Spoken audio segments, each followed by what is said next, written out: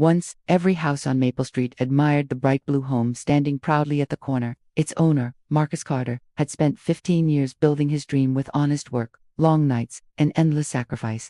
The neighborhood respected him until one unexpected family moved into the empty mansion across the street. The new neighbors arrived with luxury cars, expensive furniture, and perfect smiles. Their leader, Richard Wallace, greeted everyone except Marcus. Instead, he stared silently before whispering to another neighbor. Property values always change when certain people move into good neighborhoods. Marcus heard every word but simply smiled at his young daughter Ava, who happily watered colorful flowers near their front porch. He refused to let bitterness steal another beautiful morning. His wife, Naomi, quietly squeezed his hand, knowing this would only be the beginning. Within days, strange things started happening.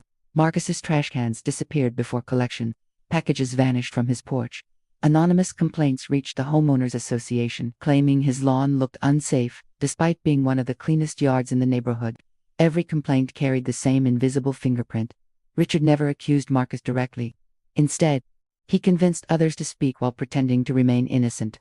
His polished smile fooled everyone who had never experienced prejudice, hidden behind expensive suits and fake manners. One Saturday morning, Marcus found a notice taped to his front door demanding immediate compliance with neighborhood regulations. The violations included imaginary problems, faded paint, damaged mailbox, dangerous landscaping. None existed. His neighbors silently watched from their windows without saying a word. Marcus calmly photographed every corner of his property before attending the homeowners association meeting that evening. Walking inside the luxurious clubhouse, conversations suddenly stopped. Dozens of eyes followed him, as though he didn't belong inside a building funded by everyone's membership fees. Richard stood confidently beside the association president and welcomed residents with cheerful laughter.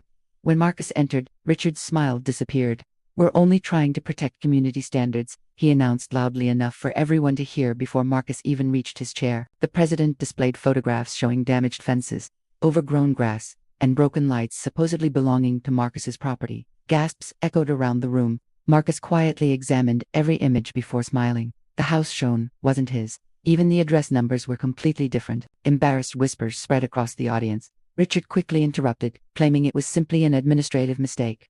Marcus politely accepted the explanation, but something inside him warned these mistakes would continue until someone finally exposed the truth hiding beneath polished speeches. Over the following weeks, neighborhood children suddenly stopped visiting Ava. Parents claimed they were busy whenever she invited friends over. Birthday invitations disappeared. Weekend bicycle rides became lonely circles around empty sidewalks, while curtains quietly closed as she passed nearby. One evening, Ava asked her father a heartbreaking question. "Did I do something wrong?" Marcus felt his chest tighten. He knelt beside her and gently replied, "Sometimes people judge before they know someone. Never let their opinion become your identity." Naomi suggested moving away, but Marcus refused. If good people leave every unfair situation, unfair people eventually own every neighborhood. His calm voice carried determination stronger than anger. Their home represented years of sacrifice that no bully deserved to steal. Soon, another incident shocked everyone. Someone spray-painted hateful words across Marcus's white garage door overnight. Police arrived, photographed the damage, and promised to investigate.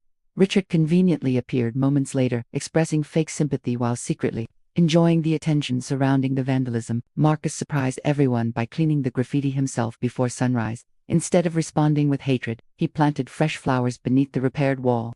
Curious neighbors watched silently as beauty slowly replaced ugliness, leaving Richard visibly frustrated that fear had failed again. Days later, security cameras Marcus quietly installed finally captured suspicious late-night activity. A hooded figure approached the property carrying spray paint before noticing one hidden camera. The person immediately fled. Unaware another camera across the driveway had already recorded the vehicle's license plate. Police traced the vehicle to a local contractor regularly hired by Richard Wallace. Questioned separately, the contractor admitted someone had paid cash for a simple nighttime job without revealing why. Detectives suddenly became interested in connections extending beyond ordinary neighborhood disputes. Richard denied everything with remarkable confidence. He insisted anyone could have borrowed the contractor's truck. Without stronger evidence, investigators couldn't arrest him. Marcus remained patient. He believed truth often traveled slowly, but once it arrived, it rarely left unnoticed. Autumn arrived, bringing the annual neighborhood charity festival. Families decorated booths, organized games, and raised money for children's hospitals. Marcus volunteered as usual despite months of humiliation. Richard privately complained that Marcus's presence might make certain donors uncomfortable during the event. The organizing committee ignored Richard's suggestion because Marcus had supported every fundraiser for years. That decision irritated Richard more than anyone realized. Losing influence frightened him far more than losing arguments because his reputation depended on controlling how neighbors viewed every situation. During the festival, a sudden electrical fire erupted inside the clubhouse kitchen. Thick smoke rapidly filled hallways as frightened families rushed toward exits. Confusion spread instantly because several children remained trapped inside the activity room near the burning storage area. Without hesitation, Marcus sprinted through the smoke despite firefighters still arriving. Ignoring dangerous heat, he located terrified children hiding beneath tables, covering their faces with wet towels. He carefully guided each frightened child toward emergency exits before returning again to search for anyone remaining. Outside, exhausted parents hugged their children while paramedics examined Marcus for smoke inhalation. News reporters arrived within minutes. Broadcasting footage showing Marcus emerging from heavy smoke, carrying Richard Wallace's own frightened grandson safely in his arms. Richard froze, speechless. Richard rushed forward through the crowd, tears filling his eyes as he embraced his grandson. Reporters surrounded him, expecting gratitude, but he could barely speak. Marcus, exhausted and coughing from the smoke, quietly stepped aside while paramedics checked his breathing instead of celebrating himself. News cameras captured every moment. Parents praised Marcus's courage, describing how he ignored the flames while everyone else waited outside. The story spread across local television before sunset. For the first time since moving into the neighborhood, Marcus's name appeared beside the word hero. Richard hated the attention Marcus received. Instead of admitting respect, he convinced himself the rescue was nothing more than luck. Pride became heavier than guilt. Even after Marcus saved his own grandson's life, Richard couldn't bring himself to offer a sincere thank you. The following week, detectives returned with new information. The contractor involved in the graffiti case had agreed to cooperate after facing criminal charges.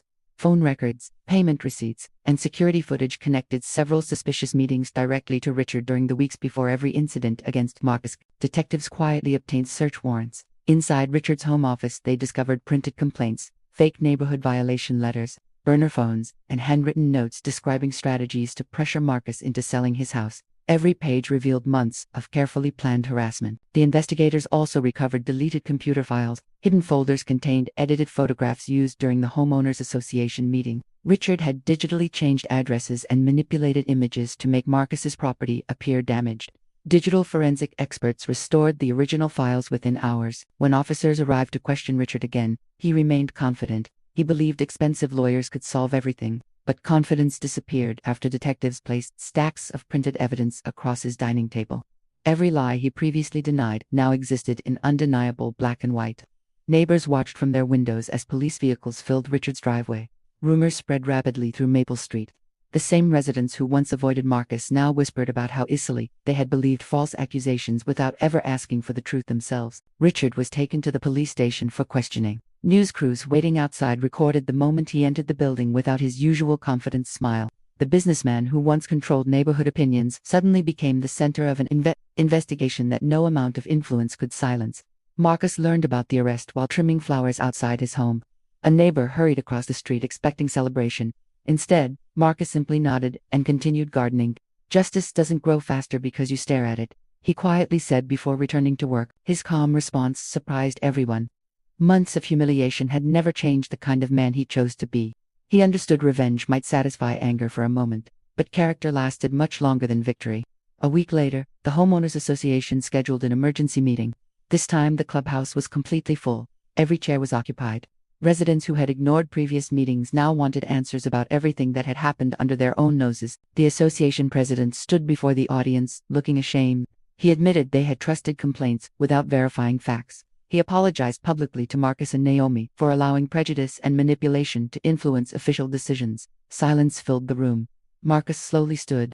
Every eye followed him, expecting anger, accusations, or demands for punishment. Instead, he calmly thanked those willing to admit mistakes. "An apology doesn't erase pain," he said softly, "but refusing to accept one creates even more." Several neighbors lowered their heads. Some wiped tears from their eyes. They realized Marcus had shown more grace after months of humiliation than they had shown him during ordinary conversations. Then something unexpected happened. One by one, residents stood up. A retired teacher apologized for believing rumors. A young father admitted he stopped his son from playing with Ava because of gossip. An elderly woman confessed she remained silent even when she knew something felt wrong. Each confession made the room quieter. Naomi squeezed Marcus's hand beneath the table. She could see people changing in real time. Shame had finally replaced indifference. Outside the meeting hall, Ava waited with several neighborhood children. One little girl nervously approached her holding a birthday invitation. "I'm sorry," she whispered. "Can we be friends again?" Ava smiled.